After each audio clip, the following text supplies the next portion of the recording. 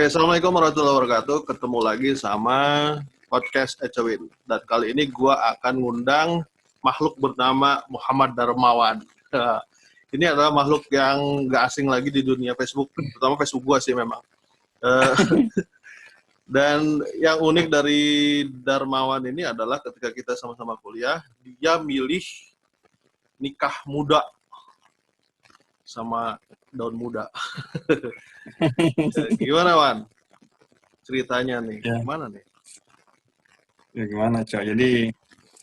Jadi perkenalkan saya Darmawan. Mohon maaf kalau wajah saya bercahaya begini gitu. Aduh. Semoga dapat layar terang. Wajah gue bercahaya nggak? Iya, soalnya ada lampu nih gue. Berminyak. Berminyak. Gimana? Ya, lo nanya dong, lo kan sebagai itu. Iya, jadi waktu itu kan kita masih imut-imutnya ya, jadi kita masih kuliah, terus tiba-tiba lu memutuskan untuk nikah muda, dan itu bikin gue, set, ini orang berani banget gitu loh. Dan gue sendiri nggak kepikiran untuk nikah muda, tapi lu berani untuk mengambil langkah itu gitu. Nah, apa sebenarnya yang bikin lu ngerasa bahwa sekarang nih gue harus nikah gitu? Nah, gimana nih? Ya, jadi gini Pak Eco. Jadi pada saat saya ikut pergerakan dakwah, kapan gue jadi nikah mama? Sejak SMA begitu ya. Seperti itu kan sudah diracunin tuh ya oleh sabili kayak gitu kan.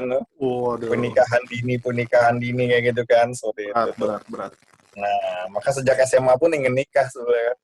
Hal yang luar biasa itu. Nah, pada saat ngerjain skripsi itu kan ada suatu penelitian yang mandek kayak gitulah ya. Kemudian stres, kemudian udah dari awal sih udah nyari-nyari uang ya dengan cara menjadi guru les seperti itu. Lalu kan jadi agen asuransi saat itu, dan alhamdulillah berhasil. Dan gue inget banget ketika lu dapat gaji pertama dan lu mau nraktir orang, temen-temen termasuk gue gitu ya. Dan lu ngasih tau ke gue, kita makan di Pondok Laras, Jeng. Gue langsung meluncur ke Pondok Laras. Jam 3 kalau nggak salah. Sampai jam 5 gue tungguin. Lu kagak nongol-nongol, Wan. Asli, gue bete banget. Iya, gue udah bolak-balik disodorin menu gitu ya sama orang Pondok Laras. Pak, iya sebentar ya. Gitu. Iya sebentar ya. Dan waktu itu kan handphone gue masih handphone yang jadul gitu kan. Kok gue lupa aja ya? Ya, itulah Wan. Dan abis itu dengan santainya lo ngabarin gue via SMS, kita pindah tempat di Pizza Hut. Anjir gue. Iya, lu pindah tempat di Pizza Hut dari Pondok Laras. Oh, kok gue lupa aja ya? Kok gue lupa, serius. Gitu. Ceritanya juga lupa. Nah, seperti itu, Cok. Jadi gue stres, lalu jadi agen asuransi, malah berhasil, skripsi 1 tahun ditinggalin, kayak gitu. Jadi skripsi 1 tahun ditinggalin, kemudian, nah ini kayak udah cocok nikah nih, kayak gitu. Lalu minta kepada orang tua, mau kawin dong, gitu. Lu kan udah diracuni dari SMA nih. Udah diracuni dari SMA bahwa nikah muda itu punya possibility gitu di dunia lu gitu ya. Kenapa baru skripsi lu baru mau ngerjain? Oh, dari awal udah selalu ngajuin proposal ke orang tua, tapi belum belum di-approve seperti itu. Nah, pada saat itu mungkin orang tua udah kasihan juga kali ya. Ini anak stres nih, gitu. Di-approve. Terusnya, ya mungkin udah bertahun-tahun juga nggak minta jajan kan, seperti itu. Terus uang kuliah jajan juga. Apa nih? Jajan beneran apa jajan apa? Nah, terus uang kuliah alhamdulillah kan juga dibayarin oleh sepur semarnya Pak Harto yang kita turunkan. Aduh, itu dosa besar kayak gitu. Iya. Dan udah akhirnya udah approve, lalu mulailah cari jodoh, proses hunting. Nah, itu minta tolong kepada sepupu yang sekaligus istri ustadz, seperti itu. Dan pada saat taruh pun ngajak Eco, masalah seperti itu. Ya, nah itu gue nggak ingat, Man. Asli gue nggak ingat. Lo nggak ingat? Yang taruh itu di Bangka, Cok. Lu asli nggak inget, Cok? Enak juga ngebales lu ya. Gak, gue inget. Yang Pizza Hut gue nggak inget nasi, Cok. Gue ngetik Pizza Hut aja gue nggak inget. Wah, Seperti itu gue nggak akan pernah lupa itu. Lu lupa ya? Oh iya, oke, siap. Kayaknya Dan gue lu nggak punya harus- handphone deh, Cok. Gue punya handphone sejak kawin. Nggak tahu deh, pokoknya gue nggak apa pager apa gimana ya. Gue juga susah menghubungi lu lah pokoknya di saat itu. Yang pasti sih gue malu bolak-balik disodorin menu di Pondok Laras. Ya, Nah, terus kayak gitu, Cok. apa namanya, ketika ta'aruf ya, ada pilihan lain nggak selain beliau ini? Oh, itu sudah ditolak sampai 4 kali, Cok. Ke senior, ke junior, ke senior, ke junior, terus saya ke teman SMA. Seperti itu sih, Cok. Tapi gue udah ngomong ke bini gue kalau dapetin lo nih ditolak 10 kali pun gue juga mau, gue bilang gitu, Cok. Oh, bagian itu yang gue nggak tahu tuh. Nah, sekarang gue informasikan. Seperti itu. Ternyata. Jadi nggak semudah itu juga ya, memutuskan merit dan akhirnya bisa. Perlu sebut nama gak senior dan juniornya? Oh, jangan. Inget, tapi jangan. Bagi lu tuh rahmat, tapi bagi mereka aib mungkin ya. Enggak, lo soalnya jadi itu presenting lo memaksa dong sebut nama, nanti off the recordnya malah gue yang menyebut nama aja. Iya.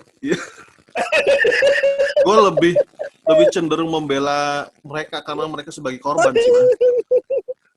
Iya, oke. Sebenarnya pilihan tepat mereka oleh gue. Pilihan yang tepat.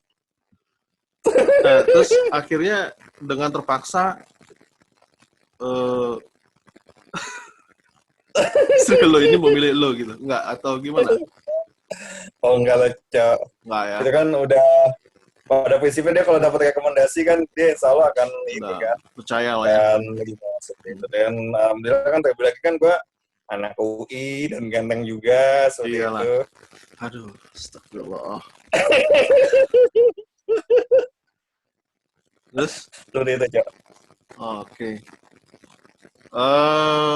Saat itu enggak, orang ini sebenarnya lu kenal di mana? Kenal dari saudara lu? Benar-benar ini jadi kakak gue kan sepupu gue kan istrinya ustadz seperti itu. Jadi minta cariin jodoh seperti itu, lalu pakai jaringan murobiahnya dia lah seperti itu. Dikenalin. Nah, karena gue nggak ingin menyakitin hati perempuan ya, maksudnya gue nggak apa-apa lah ditolak gitu, tapi jangan sampai gue menolak kayak gitu. Maka gue pakai proses ngintip dulu, proses ngintip.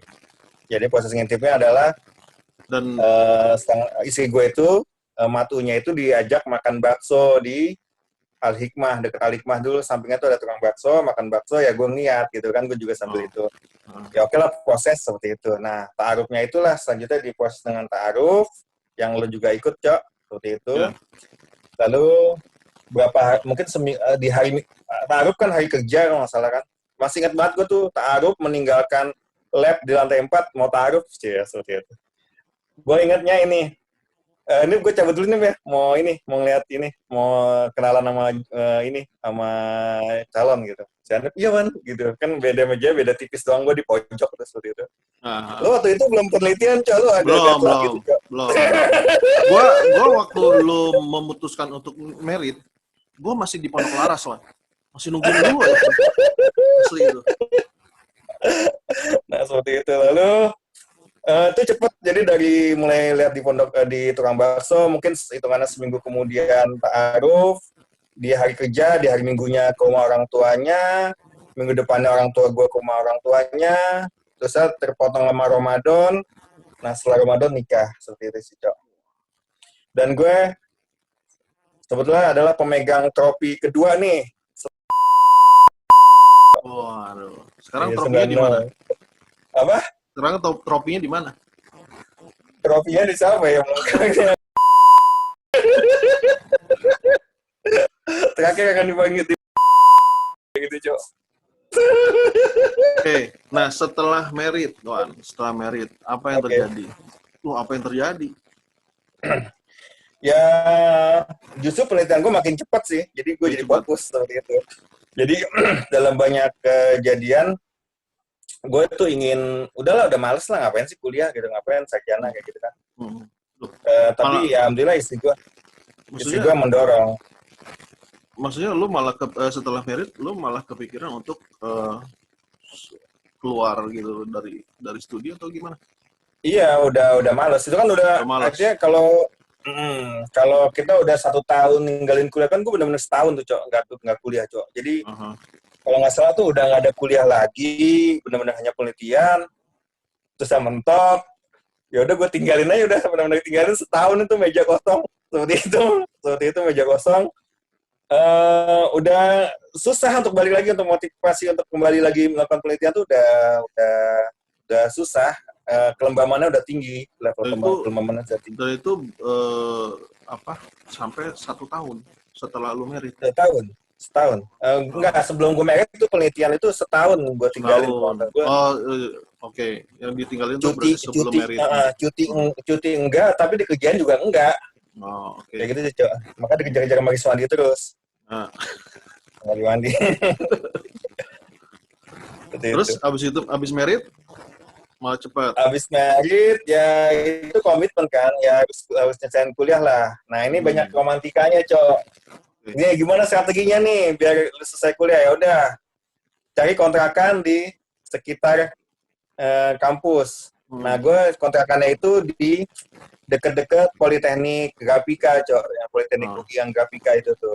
Jadi gue bisa langsung jalan kaki, lewatin Pagar Kuning, jalan lagi, naik bis kuningnya tuh di asrama UI, seperti itu. Tuh dekat, seperti itu. Terus strategi kedua gimana nih? Ambil tuh steerer, ambil itu UV box, seperti itu. Jadi UV box, steerer, tanpa izin gue bawa ke kontrakan, seperti itu. Itu dia. Nah, samplingnya itu jadi nggak mesti di ini kan, nggak mesti di lab. Seperti itu di kontrakan juga bisa, seperti itu, Cok. Nah, jadi tahu nggak strategi mungkin gue kerja akibat strategi cerdas lu itu, ya akibat strategi cerdas lu itu ya yang membawa alat-alat lab ke rumah. berapa jumlah mahasiswa yang akhirnya telat, Wan? Itulah. Tapi Allah Akbar. Gue cuma ngambil stiker doang kok, Cok. Stiker sama box UV doang gue angkut tuh, kayak gitu. Iya. Itu. Lu bayangin akhirnya mahasiswa cuma ngaduk pakai ini, spatula doang gitu. Lu emang. Nah, habis itu ya gue sampling lah di kontrakan tuh. Nah, bini gue kan ngajar. Istri gue ngajar. Gue siang-siang, ini romantika juga tuh, gue nyuci baju, jemur baju, bayangin aja loh. Nih istrinya kerja, lakinya jemur baju. Padahal saat itu gue berpenghasilan, Cok. Jadi misalkan ada premi jatuh tempo. Itu tanpa kerja apapun, gue dapat 800.000 sebulan. Itu kan suatu jumlah yang luar biasa tahun 2001 ya. Kalau gitu. Sekarang sih sekitar 8 juta lah ya. Nggak tahu gue. Oh, enggak ya? Nggak tahu, Cok. Nah, abis itu, ya seperti itu. Jadi gue sampling, nyuci baju, jemur baju, itu kan dipandang tangga nih aneh banget orang ya. Gitu. Tapi mungkin tampang bocah kali ya, masih pengantin muda dan sebagainya. Tampang bocah. Enggak. Sampling. Habis itu ya untuk mengukur bisa ke mana tuh yang lembaga di Salemba tuh, gue lupa namanya tuh. Pengukuran GCMS dan sebagainya. Dan alhamdulillah malah selesai, Cok. Karena sejujurnya kelemahan gue itu di Microsoft, Cok, di komputer. Jadi istri gue tuh yang buatin Excel-nya, habis itu buatin grafiknya di Excel, kayak gitu. Lu nggak ngerti Excel? Zaman kita kan tahun 2001 kan masih ngeprint ya, lalu kita gunting, kita tempel, kayak gitu, Cok. Gak usah masih kayak gitu ya, semanual itu udah gak usah ya. Gua enggak ya. Enggak ya? Enggak ya? Apa gue tempel ini ya, lembaran-lembaran pengukuran ya. Ya mungkin gambar-gambar kali ya, gambar-gambar. Ya, gambar-gambar GCMS ya. Ya, seperti itu. Ya, pastilah. Makanya gue selalu ngomong ke istri gue kalau nggak kawin sama lo, gue nggak jadi sarjana, kayak gitu, Cok. Dan terbukti, Cok, di teman gue ada, Cok, teman deket gue, anak UI juga, anak MIPA juga, sama kayak gue juga, ninggalin penelitian setahun, dan nggak kawin, nggak jadi sarjana, seperti itu, Cok. Kagak jadi sarjana. nggak jadi sarjana dia, nggak lulus, nggak selesai. Karena Gue dia bilang nggak lo nggak kawin. kawin sih, apa lo nggak kawin sih, gue bilang Iya. gitu. Lah gue nggak kawin, tapi gue lulus. Itulah lo kayak kelainan Cok. Kelainan gue. Lo kelainan Cok. Seperti itu Cok. Nah sekarang ya mungkin karena lo meritnya pas lagi skripsi kali ya. Coba kalau misalkan ada juga kan orang yang pengen banget nikah gitu ya, tapi pas lagi kuliah dan masih jauh banget dari kelulusan gitu kan. Menurut lo gimana tuh? Apakah mereka tetap harus udah tahan aja lah sampai nanti mau lulus baru lakukan apa namanya keinginan lu gitu dan untuk merit bagaimana? Menurut gue sih nggak menghalangin ya Jos, seperti itu nggak menghalangin sih ya. Jadi malah dalam beberapa orang itu malah bisa bikin fokus sih Cok. Kayak gitu menurut gue ya. Makanya gue juga agak heran sama lo Cok. Maksudnya lo udah terdesak, udah nyaris DO, tapi lo nggak nikah dan lulus. Nah itu gue agak-agak salut sama lo Cok. Kayak gitu Cok. Gue juga nggak ngerti kenapa gue lulus ya. Itu suatu hal yang aneh gitu loh. Ya. Nah, saran lu apa nih buat orang-orang yang ada sekarang nih? Apalagi ya sekarang zaman dulu kan kita gadget aja nggak ada kali ya. Internet aja mungkin. Ada. Handphone pertama gue setelah nikah sih. Setelah yang gue ingat handphone pertama gue setelah nikah. Nah, terus ya itu lu. Kalau gue sebelum lulus gue udah ada handphone. Yang penting gue lulus duluan Cok. Iyalah. Iya, whatever lah. Nah, cuma maksud gue untuk orang-orang yang sekarang gitu ya, yang gadget gampang banget, terus apa namanya, apalagi video-video segala macam lah, video-video porno segala macam bisa gampang sekali diakses gitu, sehingga mereka secara biologis pun akan pasti apa namanya terpengaruhi, sehingga mereka akan mungkin nggak tahu ya, mereka sekarang kepikiran nggak sih untuk merit atau cuman ya udah nonton aja gitu. Menurut lu gimana? Ya tergantung sih, tergantung apa ya pemahaman agama ya kalau boleh dikatakan seperti itu ya. Sebenarnya kalau secara instan pemenuhan kebutuhan kayak itu kan malah lebih mudah sekarang kan seperti itu. Ya cuman ketika sudah menikah mungkin level komitmennya aja lebih tinggi dan bisa lebih fokus sih seperti itu Cok. Oke, jadi sebenarnya yang terakhir nih, saran lu buat teman-teman atau adik-adik mahasiswa atau mahasiswi yang ya sekarang kayak gini lah, apa namanya, mungkin kalau aktivitas politik juga jarang kan ya, jadi mereka juga nggak terlalu apa banyak tersita waktunya gitu kan, sehingga mungkin untuk kongko, untuk ketemu teman-teman kita lebih banyak gitu ya. Jadi saran lu buat mereka apa nih kaitannya dengan akan lu udah memutuskan untuk nikah muda gitu,